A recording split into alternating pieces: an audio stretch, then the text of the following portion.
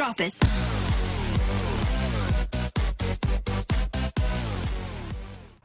Magandang araw mga kabayan. Ako nga pala si Kent Louis Pasay, ang iyong tagapaglingkod sa araw na ito. At ito ay ang unang yugto sa pagpapakilala sa iba't ibang kultura. Masasagi niyo ba sa iyong isipan kung meron ba mga iba't ibang paraan sa pagdiriwang ng iyong kaarawan? Pues huwag kayong mag-alala dahil ang ating tatalakayin ngayon ay ang mga paraan ng iba't ibang bansa sa pagdiriwang ng kanilang kaarawan. Kaya huwag na tayong magpatumpik-tumpik pa at kilalanin na natin ang ating mga espesyal na panauhin na nanggagaling pa sa iba't ibang bansa. Unahin na natin si Sir Gabriel Gabilan sa South Korea. Annyeonghaseyo ka, Sir Gabriel.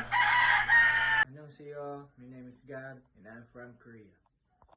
Ang pangalawa naman nating panauhin ay nanggagaling pa sa bansang Russia, si Sir Clifford Kinyo. Pervet, Sir Clifford. Nebroye Otro. My name is Clifford Kinyo. I am from Russia. Ang pangatlo naman nating panauhin ay nanggagaling pa sa bansang China, si Sir Jansen Umbao. Ni hao, Sir Jansen. Xiao Shanghao, my name is Jansen Umbao, and I'm from China. Ang pang-apat naman nating panauhin ay nanggagaling pa sa India, si Sir Eric Miguel Austria. Namaste, Sir Eric.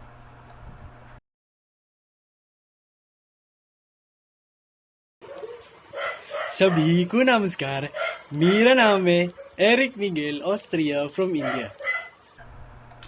Ang panglima naman nating panauhin ay nanggaling pa sa Ghana, West Africa, si Sir John J. Daniel.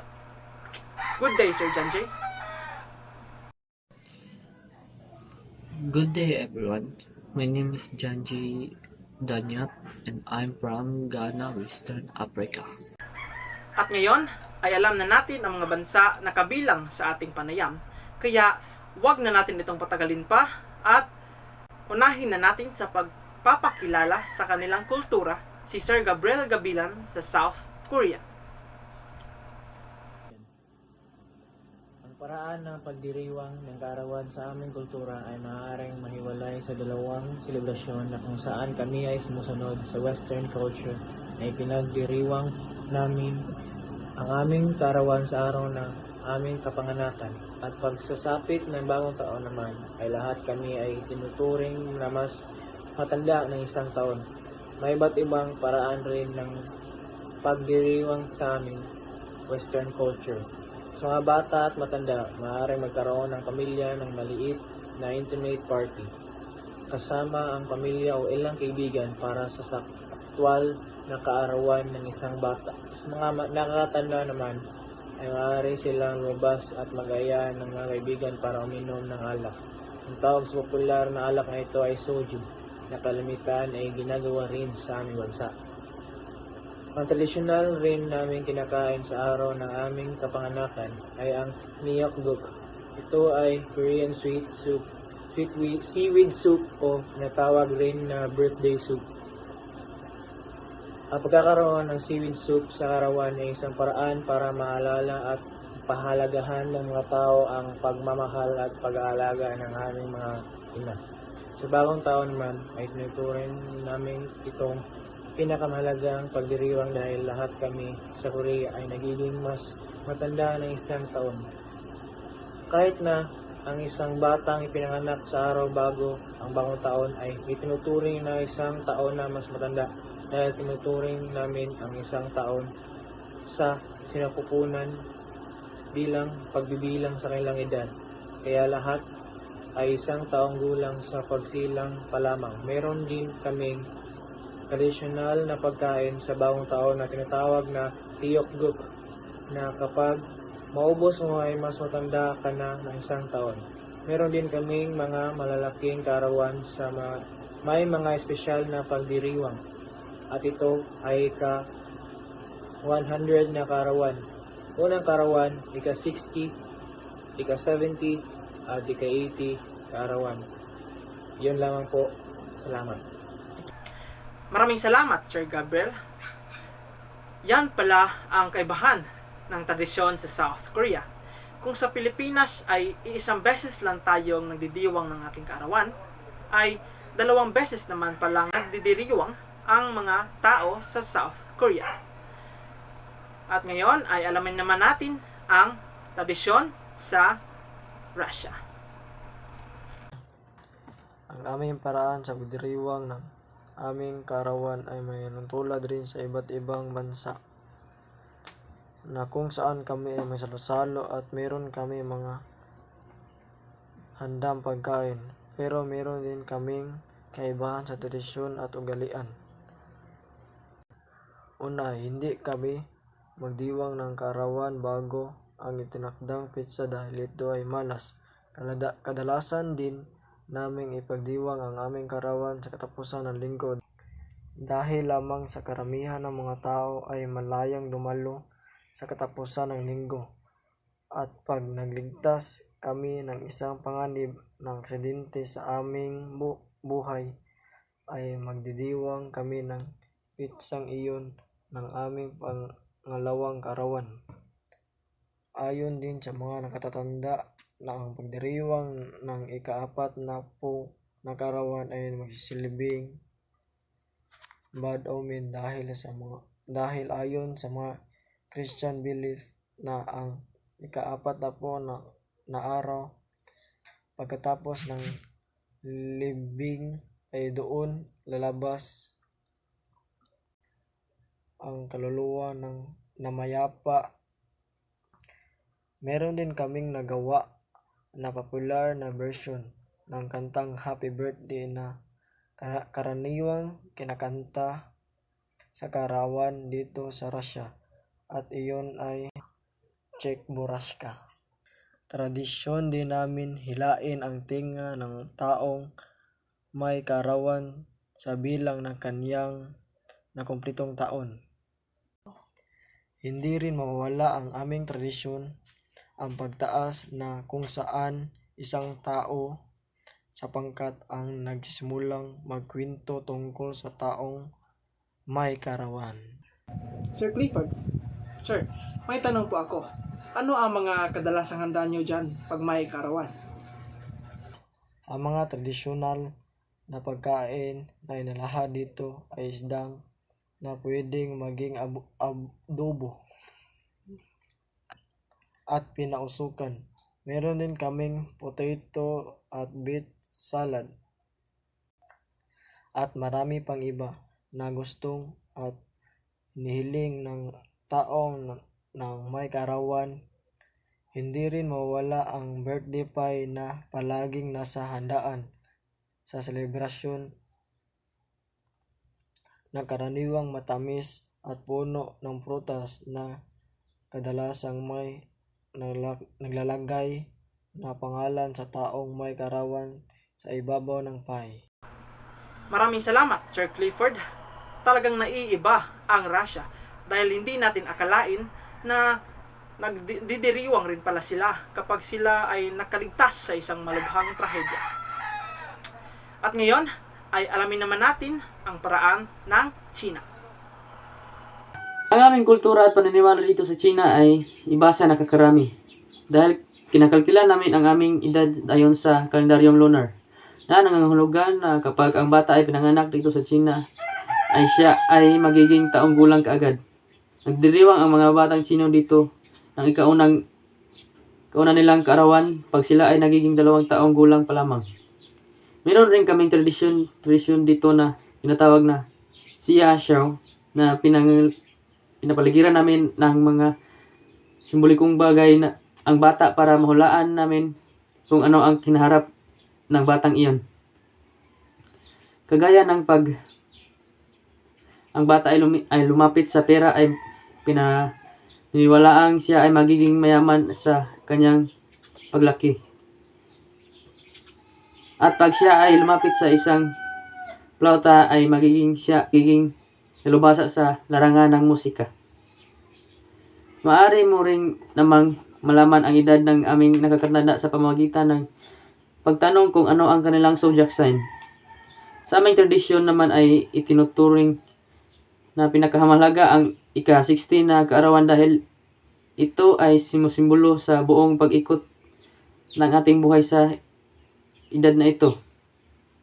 Ay natugtugma ang Chinese yearly zodiac, animal zodiac, and element zodiac. Sir Johnson, meron po bang mga ipinagbabawal na gawain na dapat niyong iwasan sa petsa ng inyong karawan?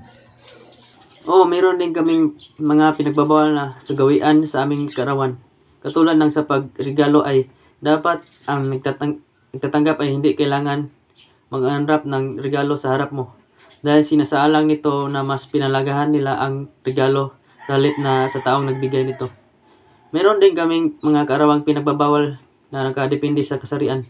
Sa babae ay hindi ipinagdiriwang ang ika-30 to 33 at 66 na kaarawan dahil ito ay nagsisimbolo sa kanila ng bad omen. At sa aming mga lalaki naman ay iniwasan namin ang pagdiriwang sa ika-40 na kaarawan para sa maiwasan ang malas. Kung sa karamihan ay birthday cake ang laging hinahanda sa kaarawan, sa amin naman ay kailangan pagkain ng longevity noodle para mas sumaba ang aming buhay.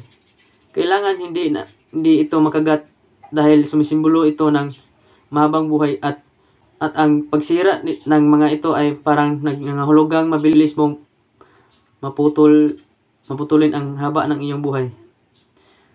Kasama rin ang paghanda dito ng itlog na kinukulayan ng pula at dumplings na sumisimbolo ng kaligayahan at magandang kapalaran.